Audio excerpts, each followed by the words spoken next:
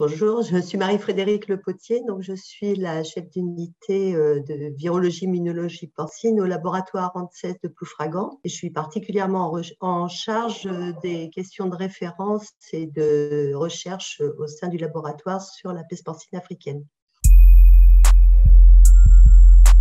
C'est une maladie virale qui affecte uniquement les porcs et les sangliers, pas l'homme, donc elle n'est pas du tout dangereuse pour l'homme.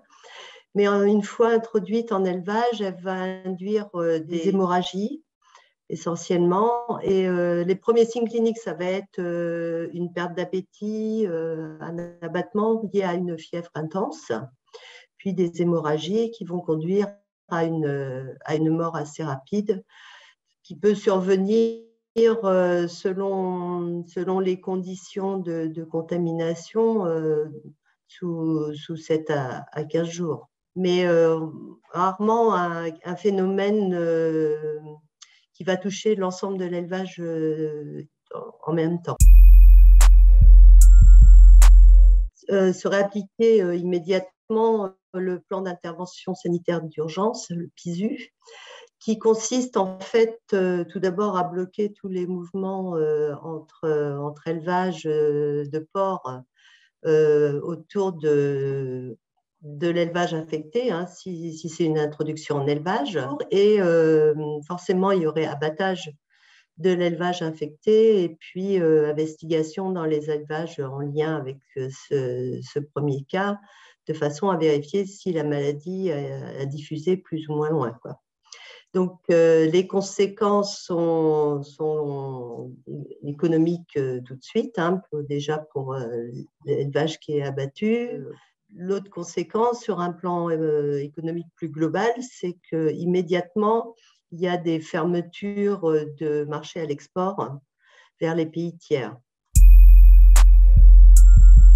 Si c'est une introduction dans la faune sauvage, à ce moment-là, c'est effectivement un petit peu plus complexe à gérer. Il faut déjà, dans un premier temps, pareil, définir une zone qui peut être infectée autour d'un premier sanglier qui aurait été découvert mort de la maladie. Dans cette zone, on va mener des recherches actives de cadavres pour pouvoir les trouver, les ramasser, les tester, vérifier s'ils sont infectés. Il est important de les ramasser pour éviter de laisser sur le terrain des restes de sangliers qui peuvent être infectieux pour les autres sangliers des alentours, parce que le virus est très, très, très résistant, même dans le cadavre. Il peut résister plusieurs semaines. Les autres mesures qui sont envisagées dans ce cas-là, c'est d'arrêter la chasse. Ce qu'il faut éviter à tout prix, la dispersion des populations de sangliers pour pouvoir contenir la maladie dans une zone la plus petite possible. Un vaccin qui pourrait être, comme on a fait il y a une dizaine d'années pour la peste porcine classique dans le nord-est de la France, qui pourrait être distribué en appât aux sangliers. Dans la faune sauvage, clairement, ça serait d'une aide vraiment importante pour contrôler la maladie.